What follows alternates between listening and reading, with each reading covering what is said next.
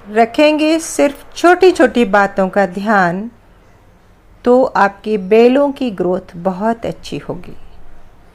नमस्कार मित्रों, मैं ममता वाजपेयी भोपाल से मेरी हरी भरी छत पर आपका स्वागत है। लीजिए, मैं फिर हाजिर हूँ नए वीडियो और नई जानकारी के साथ। आप जो ये बेलें देख रहे हैं, ये मैंने जून में लगा दी थी, मतलब ये जल्दी लगा दी थी। अगेती फसल है जो अब मचान तक पहुंच गई हैं बेलें। तो मैं क्या छोटी छोटी बातों का ध्यान रख रही हूँ अच्छी ग्रोथ के लिए। देखिए, सबसे पहले मैं क्या कर रही हूँ, रोज़ ही आकर चेक करती हूँ पत्ते। नीचे के पत्तों में कई बार एफिड का अटैक हो जाता है, जिसे हम माऊ कहते हैं।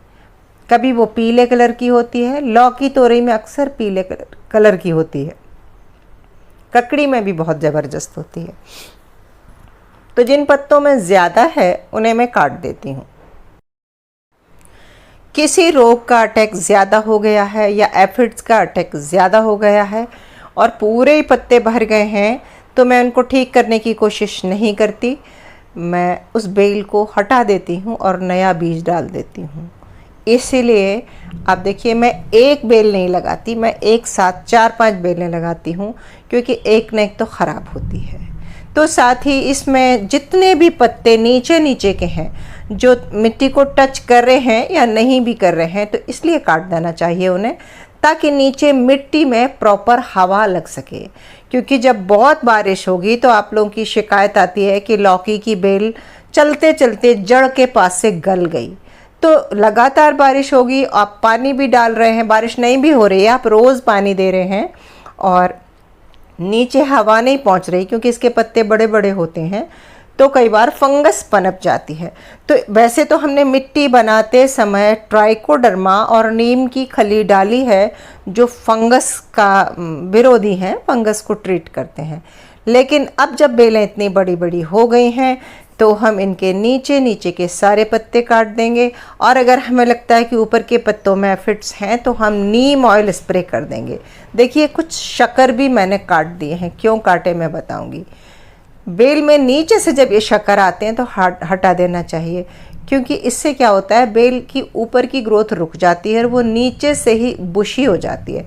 तो हम नीचे के 4-5-6 पत्ते छोड़कर और फिर ऊपर के शक्कर, ऊपर की ब्रांचेस आने देते हैं, उन्हें नहीं तोड़ते।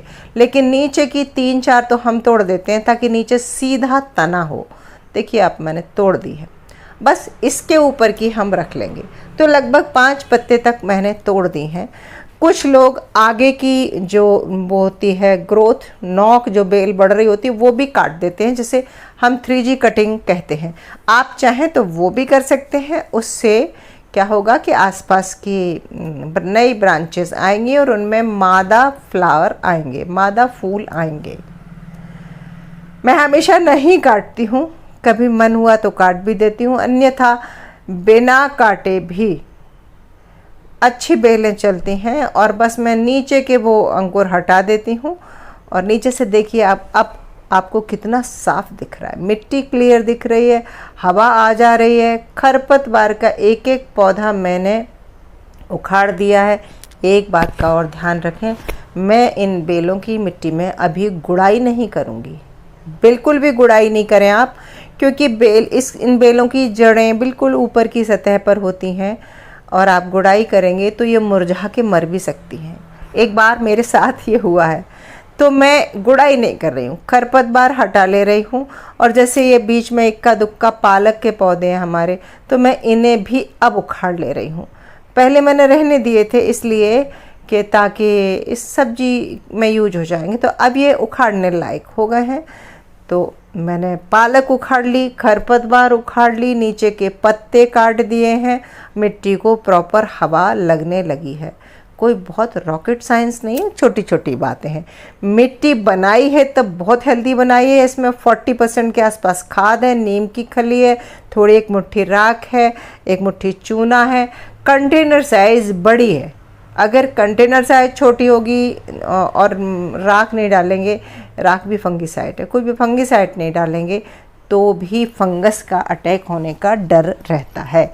और सारी सुविधाओं के बाद भी कई बार एक हाथ बेल ख़राब मेरी भी हो जाती है, तो मैंने अभी यहाँ से 2 बेलें हटाई हैं जो मैं रिकॉर्ड नहीं कर पाई, लेकिन मैं हमेशा ही ये करती हूँ। मैंने एक साथ 10-12 बेलें लगाई हैं, 2 बेलें मेरी तोरई की ख़राब हुई और मुझे हटानी पड़ी। अब मैं फिर से नए बीज डाल दे रही हूँ तो फिर से ग्रोथ हो जाएगी। अब मैं आ गई हूँ इधर दूसरे कॉर्नर तरफ, और देखिए आप एक व्यू पूरा यहाँ से देखिए। अब बेलें ही ऊपर तक पहुँच गई हैं, इसमें लौकी है, कद्दू है, और इनकी ग्रोथ अच्छी चल रही है। अभी जाइए मत, एक और इम्पॉर्टेंट काम करना है, क्योंकि इनको बोए हुए अब तो कम से कम महीना भर होने वाला है, महीना भर नहीं तो 20-25 दिन। तो हमने जब मिट्टी बनाई थी तब बहुत अच्छी बनाई थी, लेकिन अब आज जब मैंने इसकी मिट्टी को क्लीन कर दिया है तो एक बहुत ही पतली लेयर में बकरी की मेमनी की खाद की डाल रही हूँ। आपके पास जो भी खाद हो तो ज़रूर डालें। जब हम पौधे लगाते हैं तो कंटेनर भरते समय कंटेनर 3 से 4 इंच खाली रखते हैं, इसीलिए मैंने गुड़ाई नहीं की है। अगर और किसी में डालती बैगन मिर्च में तो गुड़ाई करती पहले, लेकिन लौकी कद्दू बेल वर्गी में गुड़ाई नहीं करूँगी। बहुत पतली पतली लेयर, जहाँ बेल उगी है उसके थोड़ा सा दूरी बनाकर एक एक मुट्ठी ये डाल दे रही हूँ। आप चाहें तो पूरे टब में भी ऊपर की पतली सी लेयर डाल सकते हैं। आप चाहें तो इसके ऊपर एक पतली लेयर मिट्टी की और डाल सकते हैं ताकि ये बकरी की मेमनी ढक जाए। अब ये धीरे धीरे बरसात के पानी के साथ घुल घुल के नीचे जड़ों में पहुंचेंगी। मचान तक तो बेलें पहुंची गई हैं, लेकिन ये जब ये एक्स्ट्रा खुराक मिलेगी और शुद्ध ऑर्गेनिक खुराक मिलेगी तो उनकी ग्रोथ में और अच्छा निखार आएगा, वो बढ़ेंगी। और चूँकि हमारी मिट्टी ऐसी है जिसमें हमने कभी केमिकल टच किया नहीं है, तो रोग प्रतिरोधक क्षमता भी अच्छी है। और ऐसा नहीं कहती हूँ कि कभी कोई रोग लगता ही नहीं है। मैंने अभी बताया कि मैंने 2 बेलें उखाड़ी हैं। तो बस ये छोटी छोटी देखभाल मेरी तरह आप भी करें। मैं एक बार फिर से रिपीट करती हूँ, बड़े साइज का कंटेनर 24 बाय 24 का हो तो बहुत अच्छा हो, जिसमें गहराई हो, अच्छी खाद युक्त मिट्टी, उन्नत किस्म के नए बीज, पुराने बीज ना हो, और सही समय पर बुआई। और जब बेलें थोड़ी बड़ी हो जाएं तो नीचे के पत्ते काट दें, बीच बीच में ऊपर से उसमें खाद डालते जाएं। इसके बीच निराई गुड़ाई खुरपी बिल्कुल न चलाएं, क्योंकि इनकी जड़ें कटने का डर रहता है। और इन्हें सहारा ज़रूर दें, मचान बनाएं और रस्सी बांधें। बस इतना सा आप करके देखिए, आपको आनंद आएगा, आपकी बेलें अच्छी चलेंगी। और उम्मीद है कि वीडियो काम कर रहा होगा, और मिलते हैं अगले वीडियो में। तब तक के लिए नमस्कार।